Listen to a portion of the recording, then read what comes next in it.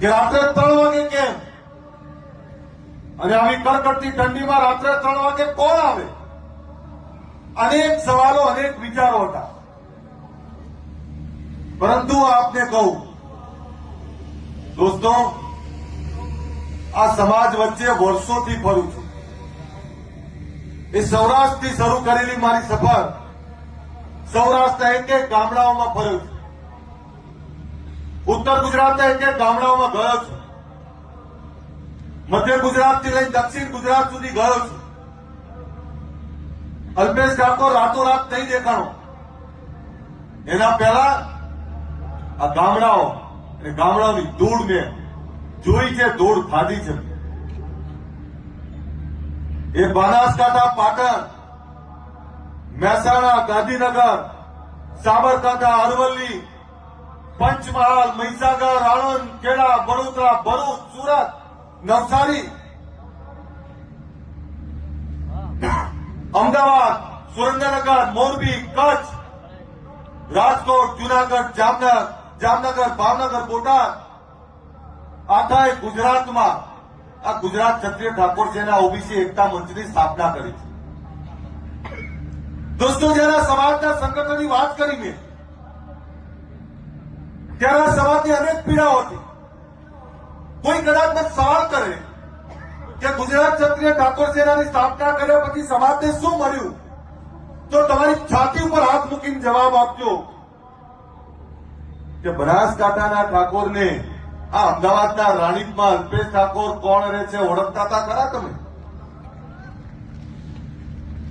એક તાલુકાના એક ગામથી બીજા ગામના આપણે નતા ઓળખતા. ત્યારે એક તાલુકાથી બીજો તાલુકો, અને એક એવો ટણીવાળો સમાજ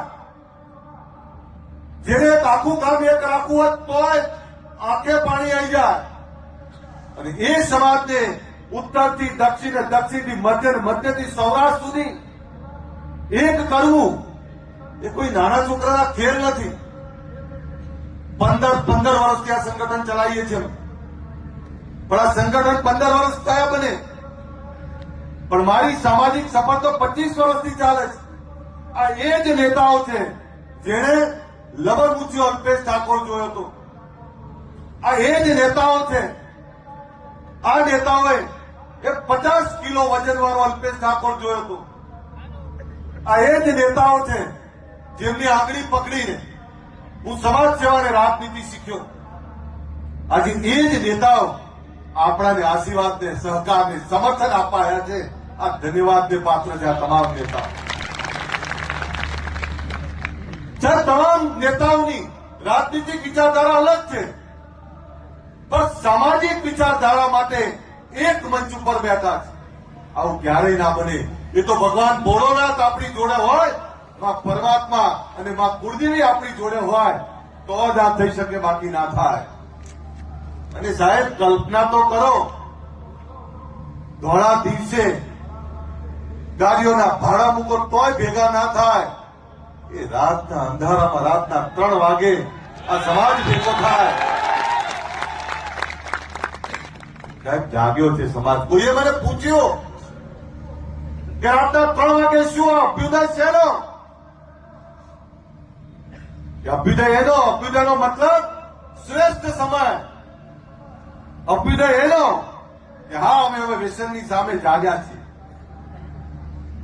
એ દિવસ યાદ કરો, 2016 26મી જાન્યુઆરીનો એ દિવસ જયારે જીએમડીસી ગ્રાઉન્ડમાં આપણે લાખોની સંખ્યામાં એકત્રિત થયા હતા. અને ત્યારે વાત મૂકી હતી વ્યસન મુક્તિની. અને જયારે વ્યસન મુક્તિની વાત મૂકી ત્યારે લોકો આપણા પર હસતા હતા. કેમ હસતા હતા? કે આપણામાં વ્યસનો ખૂબ હતા. કોઈ સમાજનો દીકરો રાહ ભટકેલો દારૂ પી જતો હોય તો લોકો એવું જ કે આ ઠાકોર હશે. પણ જયારે 2016 26મી જાન્યુઆરીએ વ્યસન મુક્તિનો મહાકુંભ કરીને વિચારધારા મૂકી કે હવે અમારે અમારા નવલોહિયા યુવાનોને, અમારા દીકરાઓને ભર જવાનીમાં ખોવા નથી. અમારી દીકરીઓને ભર જવાનીમાં વિધવા નથી જોવી. અમારા દીકરાને દીકરીને અનાથ નથી જોવા. એટલે આ વ્યસન રૂપી રાક્ષસને ભગાડવો છે, એના માટેનો વ્યસન મુક્તિનો મહાકુંભ કરે. અને સાહેબ, આ ગુજરાત ક્ષત્રિય ઠાકોર સેનાના મારા તમામ યુવાનો, આ યુવાનોનો આભાર માનું કે મેં કોઈ વાત મૂકી, એ વાતને આ યુવાનોએ ઘરે ઘરે સુધી પહોંચાડી, ગામ ગામ સુધી પહોંચાડી. આજે છાતી ખોલીને કહી દઉં કે ગુજરાતમાં ગામડાઓમાં આ સમાજમાં 90-95% વ્યસન મુક્તિ આવી ગઈ છે. એમાં શોધવો પડે તમારે કે કોણ પીવે છે. શહેરોનું આકલન નથી કર્યું મેં, પણ આ વાત એટલે કરું છું કે ગુજરાતના જે સમૃદ્ધ સમાજો છે, સમૃદ્ધ સમાજોના દીકરા દીકરીઓ હવે આ રવાડે ચડ્યા છે. ત્યારે એમને કહેવા માંગુ છું કે અમે કેવા સમાજમાં જન્મ્યા છીએ કે જેનો બાપ જમીન જાગીરી વાળો, બીજાના રખોપા કરનારો અમે વર્ષો પહેલા જો વ્યસનો છોડી દીધા હોત તો અમદાવાદ ને ગાંધીનગર અડધી જમીનો હજુ અમારી પડી હોત. આ વાત તમને કહેવા આવ્યો છું, કારણ કે અમદાવાદ ને ગાંધીનગરની જમીનો જેની હતી એ ઠાકોરોની હતી, પણ અજ્ઞાનતા વ્યસનોના કારણે અમે ઘણી બધી જમીનો ખોઈ, જમીન જાગીરની સાથે સમૃદ્ધિ ખોઈ. ત્યારે ગુજરાતની જનતાને કહેવા માંગુ છું કે તમે આ ખોવા ના માંગતા હો તો તમારા દીકરા દીકરીને વાળી લેજો. અમે ભોગવ્યું છે, તમે નહીં ભોગવી શકો. એટલે જયારે વ્યસન મુક્તિની વાત કરી, એની સફળતા જોઈ, ત્યારે 2016 અને 2026 એક નવો વિચાર લઈને આવ્યા છે. વિચાર છે શિક્ષણનો. તમામ સમાજના દીકરા દીકરીઓ આઈએસ, આઈપીએસ, યુપીએસસી, જીપીએસસી આ પાસ કરે, અને આપણે હજુ પણ ગુજરાતનો કહેવાતો સૌથી મોટો સમાજ હજુ પણ એક ડીએસપી કલેક્ટર નથી આપી શક્યા. તો જાગીએ તો ખરા ને.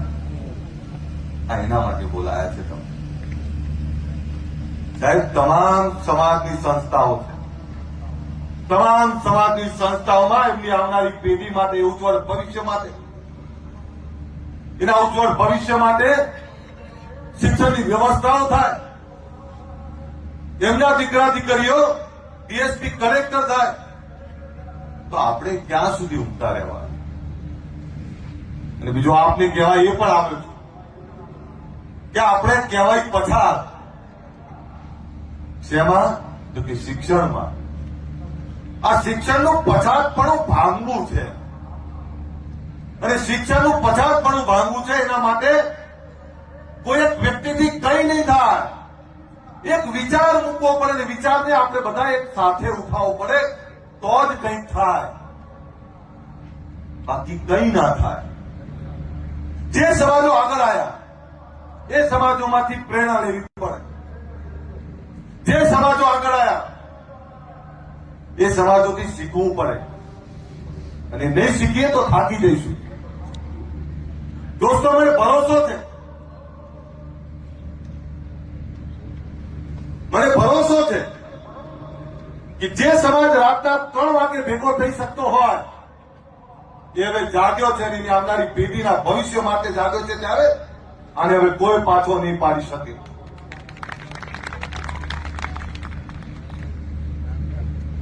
रात नहीं ख्वाब बदलता है, बोलो ने. रात नहीं ख्वाब बदलता है, मंजिल नहीं कारवा बदलता है. जज्बा रखो जीतने का, क्योंकि किस्मत बदले ना बदले वक्त जरूर बदलता है. खबर पड़े છે? रात नहीं ख्वाब बदलता है, रात नहीं ख्वाब बदलता है, मंजिल नहीं कारवा बदलता है. जज्बा रखो जीतने का, क्योंकि किस्मत बदले ना बदले वक्त जरूर बदलता है. અને વક્ત બદલવો છે ને એટલે ભેગા કર્યા છે તમે. સમય પાછો લાવવો પડે, સમયના પન્નાને પાછા ફેરવવા પડે. એ ચાહે શિક્ષણની વાત હોય, ચાહે રોજગારની વાત હોય, કે ચાહે ભાઈ રાજનીતિની વાત હોય, તમારે તમારા હક અને અધિકાર માટે જાગવું જ પડે, મથવું જ પડે ને કામ કરવું જ પડે. કોઈ તમારા માટે ચિંતા નહીં કરવાનું, તમારે જાતે લડવું પડશે, જાતે જ બહાર નીકળવું પડશે અને એવા લોકોનો સમૂહ બનાવવો પડે જે ગરીબ છે, વંચિત છે, સમ દુખિયા ભેગા કરવા પડે. અમારા કેસાજી એવું કે સમ દુખિયા ભેગા કરવા પડે અને સમ દુખિયા ભેગા થઈ અને એકબીજાની ચિંતા કરવી પડે. સમ દુખિયા કોણ? કે ગરીબ છેવાડો અમે આદિવાસી મારો ભાઈ. સમ દુખિયા કોણ? કે ગરીબ છેવાડો આપણો દલિત ભાઈ. સમ દુખિયા કોણ? તે રવારી ભરવાડ. સમ દુખિયા કોણ? કે દરજી પ્રજાપતિ પંચાલ નો આપણો ભાઈ. સમ દુખિયા કોણ? તો એક એવા પછાતો જે પછાતો ભેગા થઈને પોતાની ક્રાંતિ કરવી પડે. અને એની વાત કરવા માટે બોલાયો છું. આ ગુજરાતનો ઠાકોર સમાજ એ કેવો સમાજ જેને પોતાની લડાઈ જાતે લડવી પડે ને બીજાના રખોપા કરવા પડે. આ એના માટે તમને બોલાયા છે. અને રાતના 3 વાગે બ્રહ્મ મુહૂર્તમાં જયારે તમને બોલાયા છે ત્યારે ગુજરાત સરકારે બજાર કિંમતના 50% ભાવથી આપણા સમાજને શૈક્ષણિક હેતુ માટે જમીન આપી છે. એના માટે આદરણીય નરેન્દ્રભાઈ, અમિતભાઈને, ભૂપેન્દ્રભાઈનો આભાર માનું. પરંતુ મેં વાત એ પણ કરી કે સાહેબ અમારા સમાજ જોડે ફેક્ટરીઓ નથી, અમારા સમાજ જોડે એવા મોટા ધંધા રોજગાર નથી. મોંઘી પડે, પણ આપને ફરીથી કહું, મોંઘી ભલે પડે, લેવી તો પડે ને, લેવી તો છે અને એટલે લઈ લીધી છે. શાળા પાસ થશે, નાના ભૂલકાઓ આપણા એ ભૂમિપૂજન કરવાના છે. કોઈને એવું થાય કે આ 10 વર્ષથી નાના 11 બાળકો એમની જોડે ભૂમિપૂજન કેમ કરાવે છે?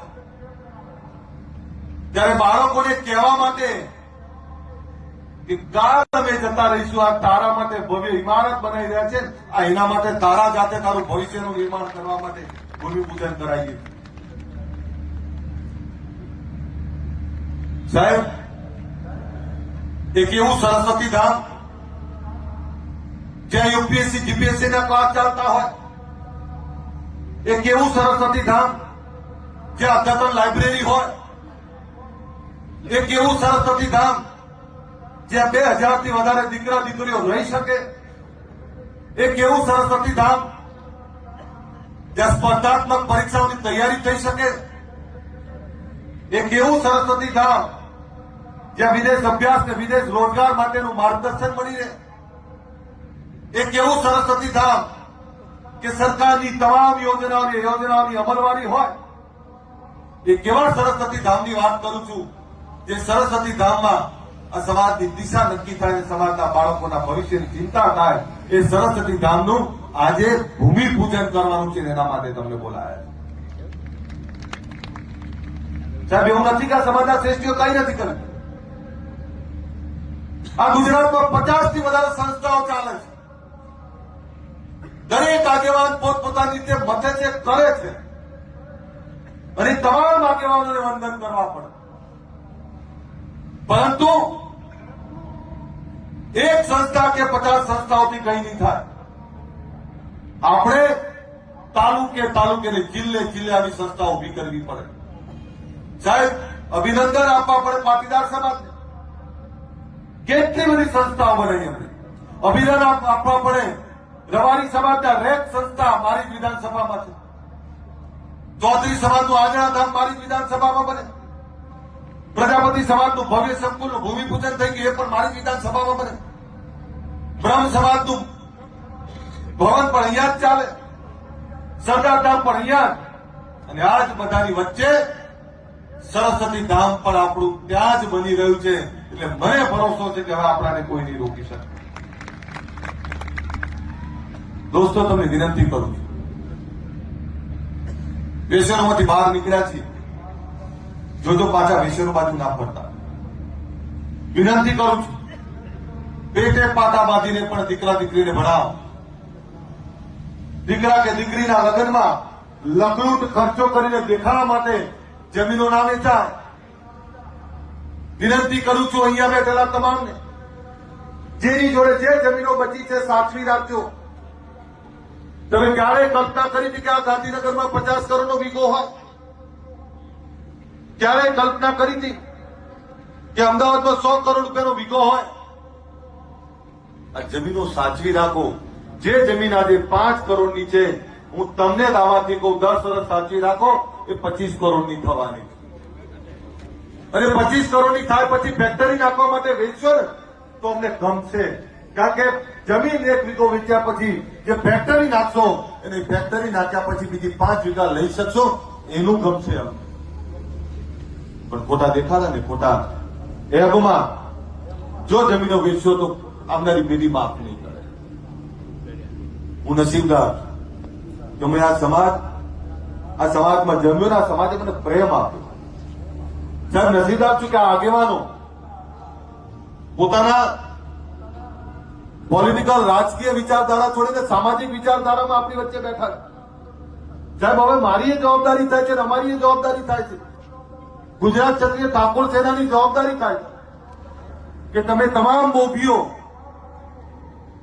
એક સારા કામમાં, ભગીરથ કાર્યમાં, સમાજની એકતામાં જયારે અહીંયા એને બેઠા હોય ત્યારે આ એકતા તૂટે નહીં, તમારું દિલ ના દુભાય, એની જવાબદારી પણ અમારી છે કે નહીં? આપણી જવાબદારી હોય તો એકવાર જોરદાર તાળીઓ પાડીને સમર્થન આપો. થાય ને આપણી જવાબદારી. દરેક આગેવાનોને કહીએ છીએ કે સાહેબ, આ સમાજમાં એક એવા બોલકા યુવાનો તૈયાર કર્યા છે અમે, જે સમાજની ચિંતા કરે છે. આ લાલ કેસ વાળા યુવાનો, તમે વિચારો, રાતના 3 વાગે સભા કરે અને રાજકીય આગેવાનોને બોલવાની પ્લેટફોર્મ પૂરું પાડે, અને એમને તો શું મળવાનું છે હજી ખબર નહીં. એક વિચારધારા માટે મથે.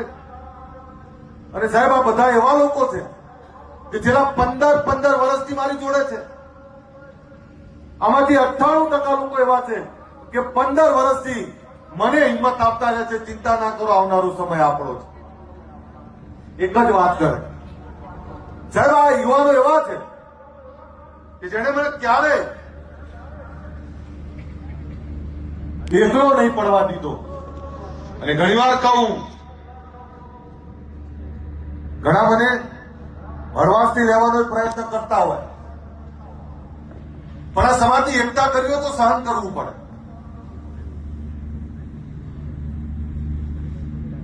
આજે જે સરસ્વતી ધામની વાત કરીએ છીએ આપણે, અને જયારે સાચું કામ થતું હોય ત્યારે તમામ લોકો સમર્થન આપતા હોય, અને ત્યારે આટલા બધા લોકો અહીંયા ઉપસ્થિત છે, બધાનો હું આભાર માનું. સાહેબ, અમારે વિચારધારા જે મૂકી છે, વિચારધારાને વધારે મજબૂત કરવી છે. એમાં તમારા બધાના સહકારની જરૂર છે. પરંતુ જે લોકો આ ગરીબ વંચિત આ સમાજને કમજોર સમજતા હોય તેવા લોકોને કહું છું કે અમે જાગ્યા છીએ. અને તમામ સમાજોને આભાર માનું કે જયારે આખા ગુજરાતનો સમાજ અહીં આવતો હતો ત્યારે રવારી સમાજે નક્કી કર્યું કે આજે અમે દૂધ નહીં ભરાઈએ. એમણે દૂધ માટેની વ્યવસ્થા કરી. પાટીદાર સમાજે એવું કીધું કે અમારે નાસ્તો કરાવો છે, આખો ગુજરાતનો સમાજ આવે છે, ત્યારે અમે નાસ્તાની વ્યવસ્થા કરી. એમણે ચૌધરી સમાજના યુવાનો અહીંયા મથી રહ્યા હતા, એમણે નાસ્તાની વ્યવસ્થા કરી. બ્રહ્મ સમાજના યુવાનો છે, વડગામથી અમદાવાદથી આવેલા, અહીંયા નાસ્તાની વ્યવસ્થા કરી. અહીંયા દરબાર સમાજના યુવાનો કામ કરતા. સાહેબ, તમે જયારે સાચું કામ કરો ત્યારે 10 દિશાઓમાંથી તમને સમર્થન મળે. મારા ગુજરાત ક્ષત્રિય ઠાકોર સેનાના મારા તમામ યુવાનોની માફી માંગુ, કારણ કે આજે એમને બધાએ બોલવાનું હતું, પણ માફ કરશો, સમય ખૂબ છે. સમય એટલો બધો થયો કે આખી રાત ગઈ છે, તમને સાંભળી નહીં શક્યા, પણ તમે ખૂબ મહેનત કરી છે. તમારા થકી જ આ સંગઠન